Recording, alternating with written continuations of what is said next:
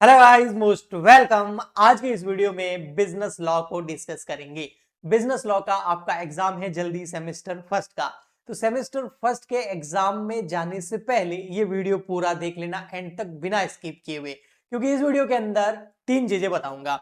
Business law का syllabus क्या है, ये सिलेबस कहां से कंप्लीट करना है और कैसे कंप्लीट करना है। तो बहुत ही इंपॉर्टेंट लेक्चर है उन स्टूडेंट्स के लिए जिनका बिजनेस लॉ का एग्जाम कुछ ही दिनों में है। सबसे पहले अगर मैं बात करूं सिलेबस की, तो 95% यूनिवर्सिटीज के अंदर बिजनेस लॉ का जो सिलेबस है उसमें ये तीन एक्ट कॉमन है। इसमें सबसे फर्स्ट एक्ट है इंडियन कॉन्ट्रैक्ट एक्ट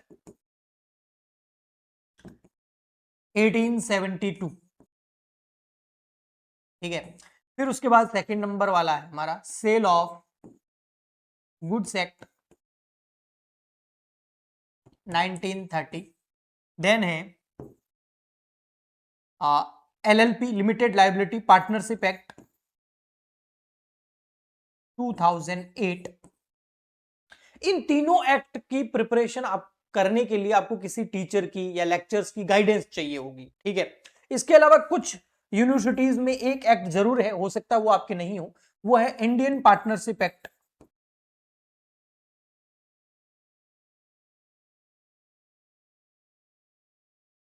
1932, ठीक है।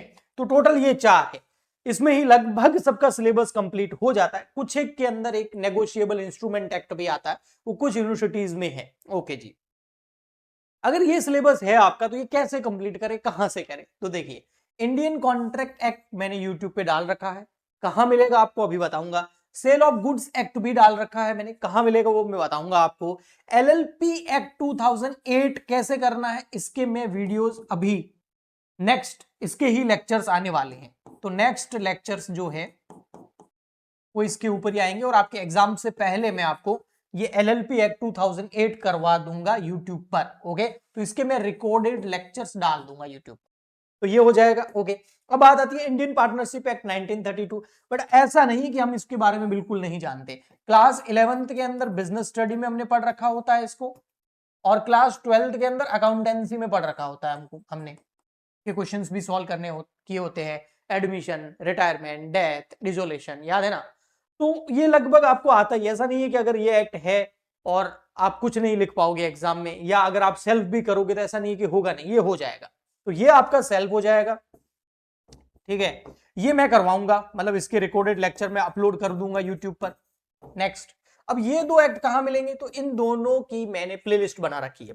इसके लिए आपको क्या करना होगा, सबसे पहले इसके लिए आपको यूट्यूब पे जाना होगा। जैसे आप YouTube पे जाएंगे, YouTube के सर्च बॉक्स में आपको टाइप करना होगा CWG फॉर बीकॉम। ये वही चैनल है जिसका लेक्चर अभी आप देख रहे हैं, तो फटाफट से इसको सब्सक्राइब कर लीजिए, ठीक है।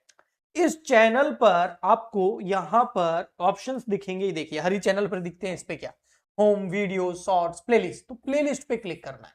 जैसे आप प्लेलिस्ट पे क्लिक करेंगे, देखिए सबसे फर्स्ट प्लेलिस्ट आपको कौन सी दिख रही है, बिजनेस लॉ की। हाँ, इसके ऊपर आपको फोटो जरूर दिख रहा होगा सेल ऑफ गुड्स एक्ट 1930 का, क्योंकि सबसे फर्स्ट लेक्चर वही है। लेकिन ये पूरी प्लेलिस्ट बिजनेस लॉ की है। इसके अंदर दो एक्ट मैंने करवा रखे हैं। देखिए मैं इसको खोलता हूं, इसमें मैंने दो एक्ट करवा रखे हैं। एक तो करवा रखा है सेल ऑफ गुड्स एक्ट 1930, और एक फिर मैंने इसके अंदर करवा रखा है आपका इंडियन कॉन्ट्रैक्ट एक्ट 1872। तो ये दो एक्ट इसके अंदर ऑलरेडी है। तो ये दो एक्ट तो आप अभी से इसको करना स्टार्ट कर दो जल्दी से, ठीक है। इन दोनों को तो आप अभी से कर दो। ये देखो, ये रही प्लेलिस्ट, इसमें आपके सेल ऑफ गुड्स एक्ट के 6 लेक्चर है, ठीक है। और उसके बाद में, सॉरी, उसके बाद में सेल ऑफ गुड्स एक्ट के 6 लेक्चर है, चाहो तो वो पहले कर लो। उसके बाद में जो बिजनेस लॉ है इसके लगभग 20 एक लेक्चर होंगे, हाँ बिल्कुल, ये भी डाल रखे हैं। तो दो एक्ट की प्लेलिस्ट ऑलरेडी बनी हुई है, आपको तो सिंपल जाके उसको देखना ही है। तो ये दो एक्ट तो आप एग्जाम से पहले आराम से कर सकते हो इस प्लेलिस्ट से। अब नेक्स्ट जो एलएलपी एक्ट 2008 के जो वीडियोस मैं अपलोड करूंगा वो भी इसी प्लेलिस्ट के नीचे एंड होते रहेंगे, वो भी आपके एग्जाम से पहले हो जाएंगे। तो सबसे पहले तो ये प्लेलिस्ट पूरी कंप्लीट कर दीजिए। इसमें ये दो एक्ट और एलएलपी एक्ट 2008 भी मैं इंक्लूड कर दूंगा, वो भी हो जाएगा आपका, ठीक है। अब अगर ये तीन एक्ट आप अगर करके चले जाते हैं, देख के चले जाते हैं, तो ऐसा नहीं होगा कि एग्जाम में आपको कुछ नहीं आएगा।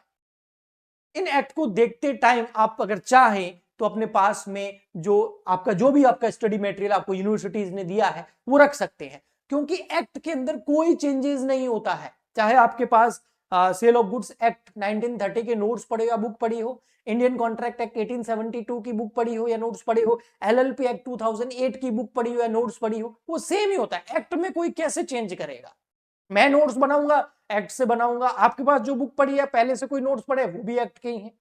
तो वो अपने पास में रखिए, लेक्चर देखिए और प्रिपरेशन करके चले जाइए, आपका एग्जाम 100% अच्छा होगा। इसके अलावा बिजनेस लॉ की जो इंपॉर्टेंट क्वेश्चंस है उसके ऊपर मैं अलग से लेक्चर अपलोड कर दूंगा जल्दी ही। बस आपको एक काम करना है, हमारे इस चैनल को सपोर्ट करना है, सब्सक्राइब करो, इस वीडियो को लाइक करो, अपने फ्रेंड्स तक शेयर करो ताकि उनको भी हेल्प मिल सके। सपोर्ट मिलेगा तो बिल्कुल एकदम वो ना एनर्जी के साथ में नेक्स्ट एलएलपी एक्ट 2008 के लेक्चर्स में आपके एग्जाम से पहले 100% अपलोड कर दूंगा। सपोर्ट आप बनाई रखिए। मिलते हैं नेक्स्ट लेक्चर में, आज के लिए इतना ही, तब तक के लिए good bye and thank you.